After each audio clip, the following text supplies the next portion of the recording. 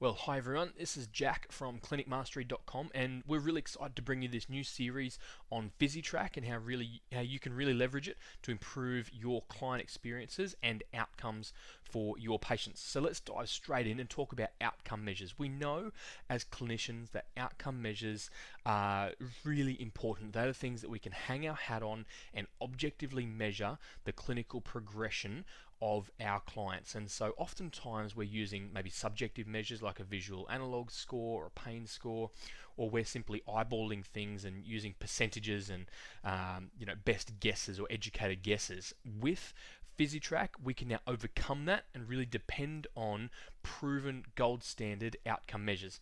So let's jump right in. This is the homepage of Physitrack when you log in, and we're just going to jump over to the clients section over here, and I've already preloaded it to search for me.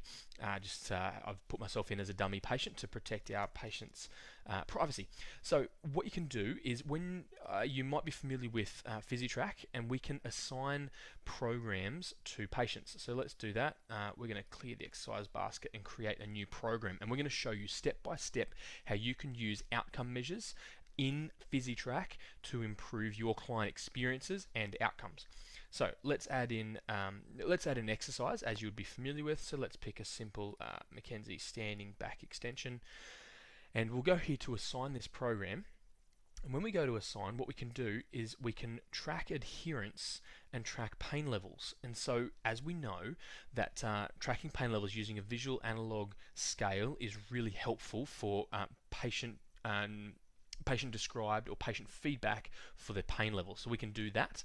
We can also here attach outcome measures, and Physitrack comes preloaded with all of the gold standard research-backed outcome measures like the Arebro, like the Oswestry, like the Oxford Knee Score. If we go back up the top here, you've got the DAS, the Dizziness Handicap Inventory. All of these outcome measures, the Roland Morris low back pain, we've got visas and upper extremities and dashes and all sorts of things. And what you can do when you allocate one of these, so let's allocate the Arebro. As the clinician, you can prescribe when a patient fills these in, whether that's at the start and the end of their program, weekly, daily, so at all these different times. And what that means is that the patient can only access their exercises after they've completed the outcome measure that you need, which is really, really powerful. You can add in any extra comments, and then you can assign that program. So what I've done is I've preloaded a few of our existing patients, protecting their identity, to show you what this actually looks like in real life.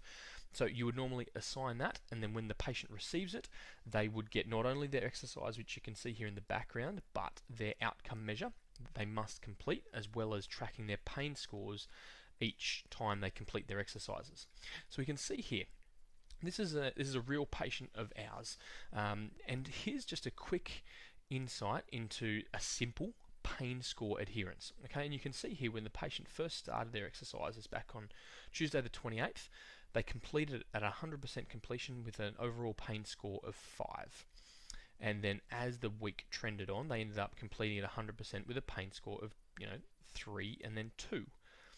And then likewise this week, they've had an average pain score of 3. So that gives you some really good objective trends to say that your exercise program is working and that the patient is building tolerance and decreasing pain as they maintain their load as per your prescription. Really helpful data, so you can see that patients are completing their exercises and recording their pain.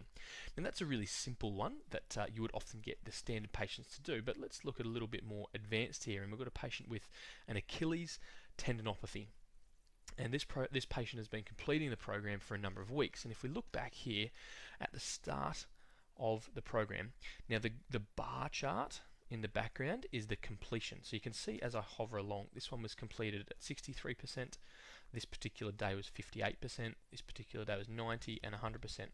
And that you can see that the pain levels are interestingly fairly correlate with the completion, although not on this day. And so we've got some really interesting pain trends where they're dropping down to 2 out of 10 and overall back up to 6 out of 10. Up here it's a fairly standard pain score, and then up here the pain score is slowly trending down despite better adherence. So interestingly enough, Physitrack will tell us that the average adherence for this week was 89% compared to 88% and 73%. So the patient's getting better at doing their exercises. You can see the pain trends as they complete their exercises more, 90% completion here. That pain is consistent rather than a spiking pain trend. So there's lots of interesting trends here, and you can see this is the as the weeks get more recent, the pain scores are staying low and adherence is creeping up. And up here we're looking at adherence of 92% and average pain scores down around 1. And that's a fantastic progression. That's what you want to see as we get to week 5 of a loading program of this patient's Achilles tendinopathy. Okay, so that's fantastic. Now we can actually click in and see, let's pick a week. So we can see here the completion level is 92%, 92%, 50%. We can actually click in here and view the details of this. If we click in here and have a look, we can see that on that Friday, the assigned was 6 reps and 5 sets. And she completed, or he completed, whoever it is, 6 reps, 5 sets with a pain level of 6, a pain level of 5. So we can see all those different things, which is really, really interesting. So that's a really good way of looking at the pain trends and adherence elements of outcome measures. But here's where the magic really happens. Is we can see here, we've switched over from the adherence tab to the outcome measures tab. So this is the same patient for the Achilles tendinopathy. And what the clinician or the therapist has done in this example has got the patient to complete a pain self-efficacy questionnaire, which we know is a very good, reliable, objective measure. And the patient has completed this, you can see here, on the 2nd, the 9th, the 16th, the 23rd, and the 30th of November. And progressively gotten a higher score. Started off with 48, got 51, 50, and then this week a total score of 60, which is fantastic because, as we know as clinicians, tendinopathies take time to heal, and as this patient has become more adherent with their exercises, we know that their pain self-efficacy questionnaire has improved. Their overall pain score has improved. Remember, we saw back here their overall pain. If we scroll back up to the current week here, their pain has improved and their clinical outcome measures have improved, and that's what sets Physitrack apart. You're not just prescribing exercises to your clients. You're not just providing videos and written prescriptions and sets and reps are prescribed, which is fantastic, and we've covered that previously on a Clinic Mastery series on Physitrack.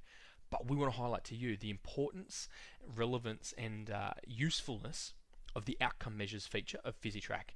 Not only can you track pain and adherence, which is really helpful and really important, you can also use these outcome measures to predate them to be done at the start of each week and get those trends, those scores improving. So that is one of the really useful elements of the outcome measures of Physitrack. Make sure you stay tuned for the future episodes in this series.